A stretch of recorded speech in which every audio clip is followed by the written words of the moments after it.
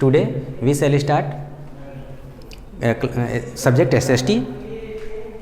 तो सबसे पहले हम SST के बारे में समझ लें कि वो क्या है, उसके कितने पार्ट्स हैं। देखिए SST एक ऐसा सब्जेक्ट है कि जिसके मुख्य रूप से 9th क्लास में आपके अभी 4 पार्ट्स हैं, history, geography, politics and economics. History में हम अपने बीते समय की घटनाओं को पढ़ते हैं, आप जानते ही हैं। ज्योग्राफी में इंडिया और वर्ल्ड की ज्योग्राफी के बारे में अध्ययन करते हैं। पॉलिटिक्स हमारी राजनीतिक संरचना, हमारे संविधान, हमारे अधिकार कर्तव्यों के बारे में हम इसमें अध्ययन करते हैं। और इकोनॉमिक्स में आर्थिक क्रियाकलापों के बारे में अध्ययन करते हैं। तो सबसे पहले हम हिस्ट्री शुरू करेंगे। तो इसमें शुरू करते हैं। हिस्ट्री का जो पहला चैप्टर है उसका नाम है the French revolution. French revolution एक घटना हुई थी 1789 में। सबसे पहले हम इसको देखिए, फ्रेंच एक शब्द है, फ्रेंच यहाँ फ्रांस से मतलब है, एक कंट्री है फ्रांस, तो उसी से निकला हुआ है शब्द फ्रेंच। और रिवॉल्यूशन का अर्थ होता है हिंदी में क्रांति। तो सबसे पहले हम जान लें कि रिवॉल्यूशन क्या होता है। देखिए रिवॉल्यूशन जो है किसी भी सिस्टम में एक सडन चेंज है, अचानक से कोई सिस्टम में बदलाव आ जाए तो उसको हम कहते हैं क्रांति। जैसे मान लीजिए कोई पुरानी व्यवस्था है और अचानक उसके खिलाफ लोग संगठित होने लगे और उसको पलट करके कोई नई व्यवस्था उन्होंने कायम कर दी, मतलब बहुत अकस्मात वो घटित होती है वो घटना, उसको हम बोलते हैं रिवॉल्यूशन। तो फ्रेंच रिवॉल्यूशन यानी फ्रांस में एक क्रांति हुई थी, उसी के बारे में हमें पढ़ना है। तो सबसे पहले प्रश्न ये राज होता है कि आखिर ये रिवॉल्यूशन हुई क्यों। तो इसको जानने के लिए हमें सबसे पहले उसकी पृष्ठभूमि जाननी पड़ेगी कि फ्रांसीसी क्रांति की पृष्ठभूमि क्या थी। तो इस चैप्टर का जो एक सब टॉपिक है उसका नाम है the French society during the late 18th century. देखिए इस फ्रांसीसी क्रांति के बीच इसी में छिपे हुए हैं। तो उस समय का जो फ्रांसीसी समाज था उसी से ये निकला क्रांति। तो क्यों उस समाज में क्या कमियां थीं, क्या खामियां थीं कि जिसकी वजह से वो क्रांति हुई, तो हम पहले सबसे पहले उसके समाज का अध्ययन करते हैं। देखिए जो फ्रेंच सोसाइटी है वो एक तरह से उसमें 2 क्लासेस थे। एक क्लास के पास जो है विशेषाधिकार था और एक क्लास के पास विशेषाधिकार नहीं था। तो मोटे तौर पे वो फ्रांसीसी समाज मुख्य रूप से 3 स्टेट्स में विभाजित था। यहाँ स्टेट्स का मतलब क्लास होता है। फर्स्ट स्टेट्स, उसमें कौन से लोग शामिल होते थे? क्लर्जी। क्लर्जी का मतलब होता है पादरी। जैसे जो लोग चर्च में पूजा पाठ कराते हैं ईसाई धर्म के अंतर्गत, उनको क्लर्जी कहा जाता है। तो क्लर्जी में भी 2 क्लासेस था।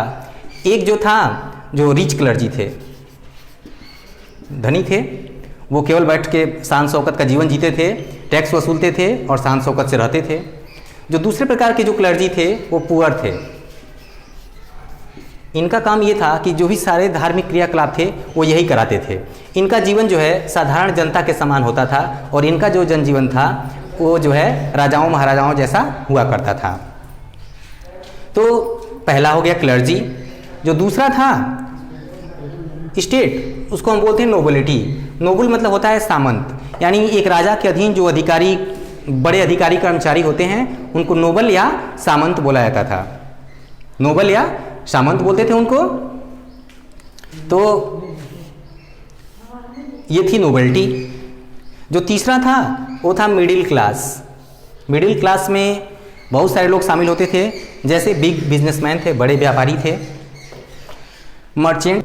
हम बता रहे थे मिडिल क्लास में बिग बिजनेसमैन थे, मर्चेंट्स व्यापारी थे, कोर्ट ऑफिशियल्स मतलब कोर्ट के अधिकारी, लायर्स इत्यादि थे। इसमें और भी थे जैसे किसान, कलाकार जो है दस्तकार, हाथ से काम करने वाले, छोटे किसान, लेबरर, श्रमिक और नौकर चाकर इत्यादि थे।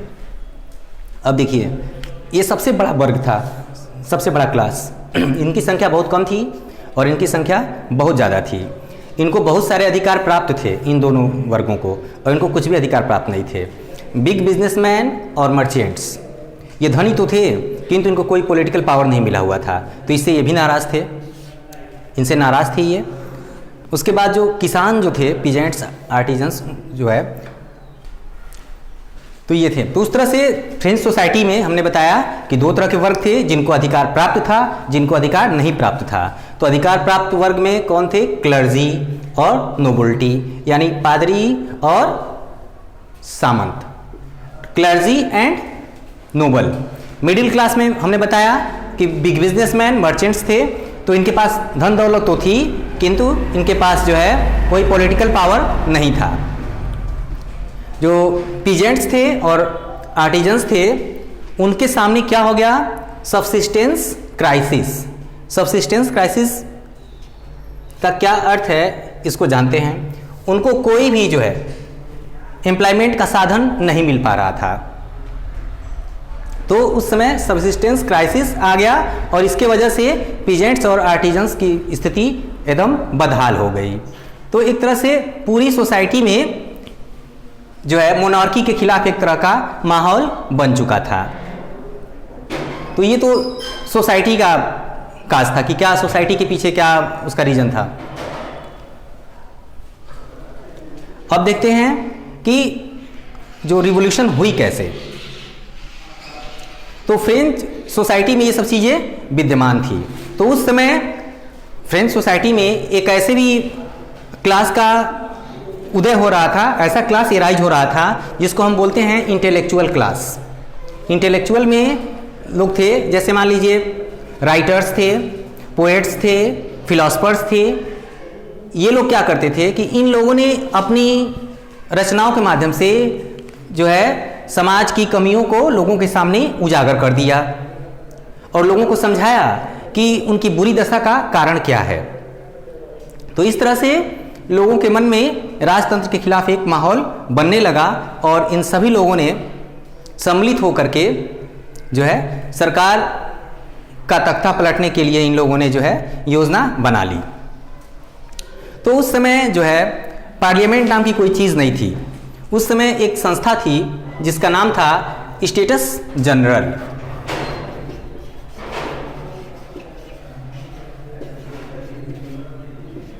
स्टेटस जनरल, उसका नाम था स्टेटस जनरल। जैसे आज की पार्लियामेंट है उस तरह से सेम तो नहीं थी, किंतु वैसे ही एक संस्था थी जिसको हम संसद जैसी संस्था कह सकते हैं।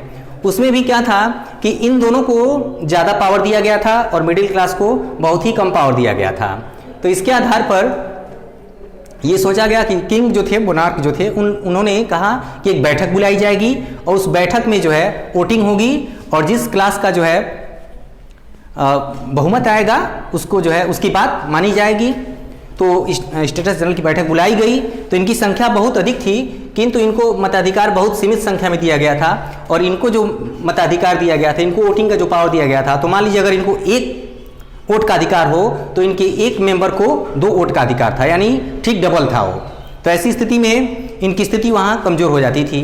तो इन लोगों ने उसका बहिष्कार कर दिया और वहीं किंग वर्सेलीज में, जहाँ की राजा का महल था, वहीं सामने एक टेनिस कोर्ट था। उस टेनिस कोर्ट में इन लोगों ने एक सभा बुलाई और उस सभा में लोगों ने निश्चय किया कि सरकार का तख्ता पलट कर दिया जाएगा और जो है बलपूर्वक अपना जो है डेमोक्रेसी लाई जाएगी।